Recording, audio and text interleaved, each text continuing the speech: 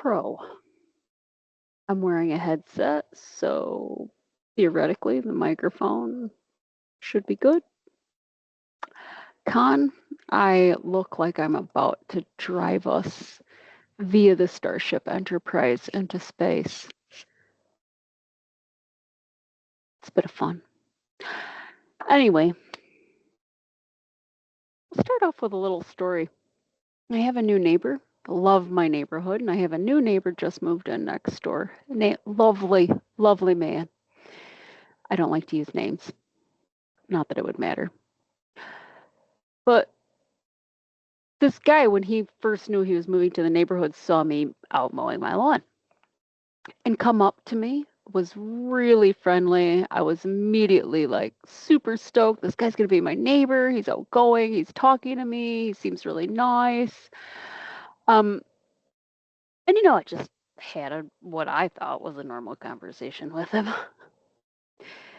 And we've seen each other a couple of times. He officially moved in, so I went over to his place to have a coffee and a chat. And during that time, again, I don't do small talk, people. That'll surprise nobody. I don't do small talk. I do big talk. I want to know people. I want to go a couple levels deeper. I don't have any interest in small talk. Hate it. Might be part of my tism. I don't know. I don't have time to talk about the fucking weather. I want to know what makes people tick. And I want them to know me. Again, I've talked before about, how much I realized I want to be accepted. That is my heart's wish. My goal is to be accepted. You can't do that if you don't have big talk and share the real aspects of yourself with people. So I kind of throw caution to the wind and just take people where they're at and assume that they'll take me where I'm at. And this guy is a good example of that. He likes to do park runs with a friend on the weekends, and he was talking about this.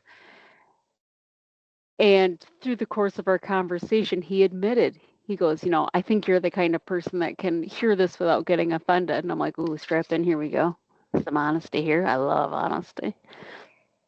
And he admitted to telling his friend that he had met his new neighbor, me, who was, and I quote, intense, but good, I think.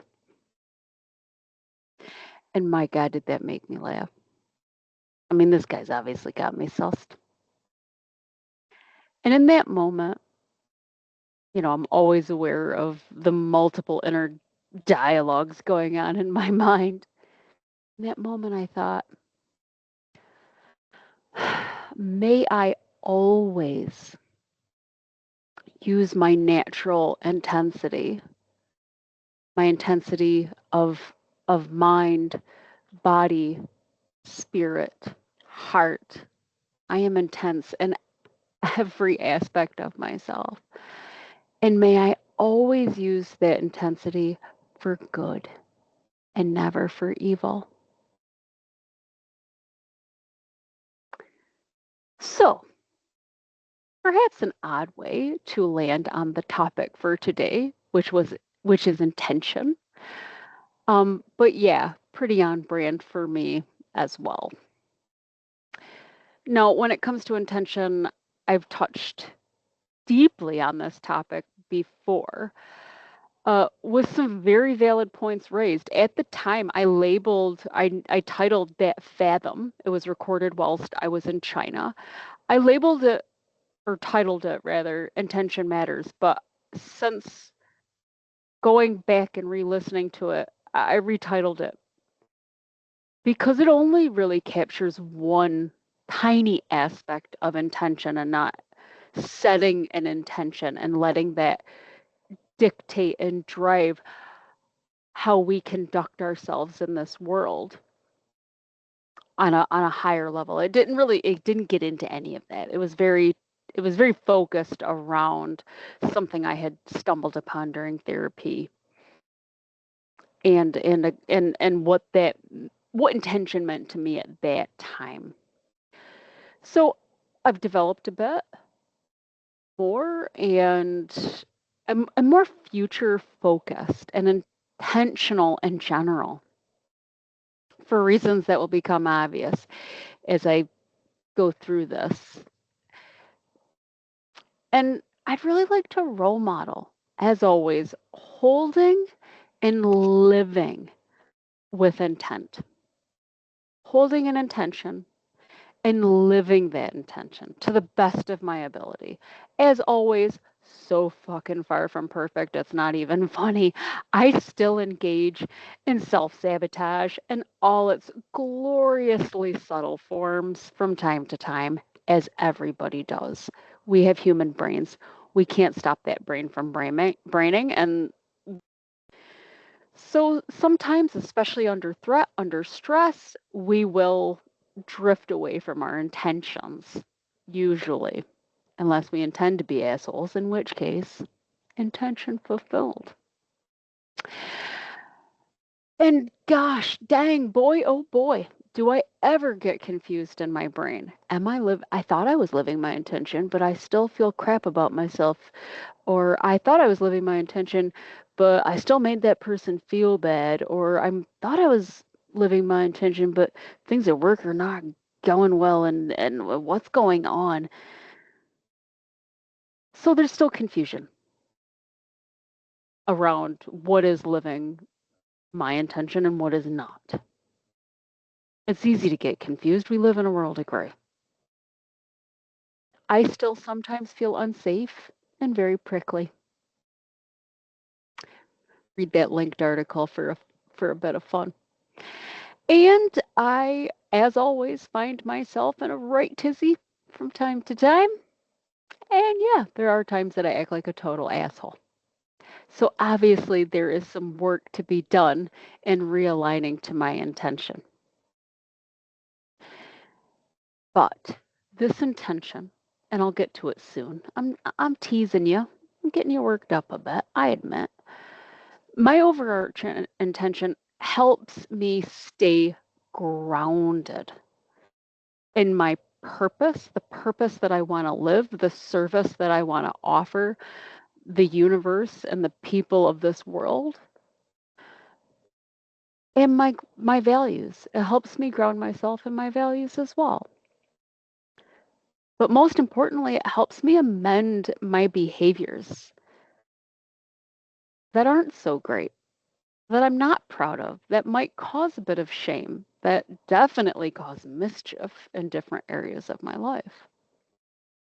So, what is this mind-blowing intention? It's not mind-blowing, well.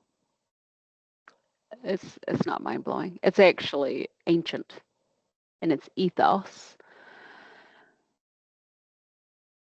But regardless, even though I like to set little intentions, usually on the new moon, because yes, I'm a moon child. I like to commit myself to a mini intention every new moon cycle where I practice a certain behavior, set an intention. Um, but my life's orientated intention, what I would love, what I intend for my life, and what I want to really reign over my behaviors and how I interact with this world and this universe is the intention of ahimsa. And ahimsa is a Sanskrit word practiced in yoga, and I'm not talking about the soccer mom get a sweat on version of yoga. I'm talking about real yoga, the psychology of yoga, which really helped me when I first started this adventure 14 years ago. Ahimsa is no harm, causing no harm to ourselves, to others, and to this universe. It is nonviolence in thoughts, emotions, behaviors, words, and actions. Ahimsa. And as I said, when I first started out my self-development journey, again over 14 years ago, I remember the wish I had, almost the end goal I had. And it was my intention then. And it ties in, well, it is the same as ahimsa, but I just didn't have that language back then. I vowed on that day, and I remember the day because my life was fucking falling apart because I had just broken up with my fiance. Nothing like a breakup to wake us up a bit. I vowed to never, ever put one particle of negative energy into the universe ever again. Mostly because I believe in karma. And I always found that when I was negative, things in my life, panic, anxiety, relationships, everything, like nothing goes well when all we do is focus on the negative because we're in a threatened state, whether that's from trauma or, you know, neurospiciness or just situations, circumstances of our lives, et cetera, doesn't really matter. We can all come upon this honestly in various forms. But I vowed to correct and improve my life by never again putting 1 ounce of negative energy into the universe ever again. And then a couple years ago, I was at a yoga class and the instructor reminded me of this term that I did read in, Practical Yoga Psychology. I'll link that book. It really helped me. Of ahimsa and reminding me that ahimsa is not just nonviolence and no harm towards others, it applies to ourselves as well. And at that time, that really resonated with me. And I said, you know what? That's my intention. That is the intention I want to live. That I want that to be my guiding principle and intention for the rest of my life. And I can just apply that to everything. Everything I think, everything I feel, everything I do. Am I in a state of ahimsa? Again, I don't do this perfect, but aligning and realigning as many times as I need to my intention of ahimsa has really helped me. So the following parts will be some examples, some lived experiences of what this looks like in my life now when I practice no harm and no negative force against myself, the universe, and other people, and how that relates to karma.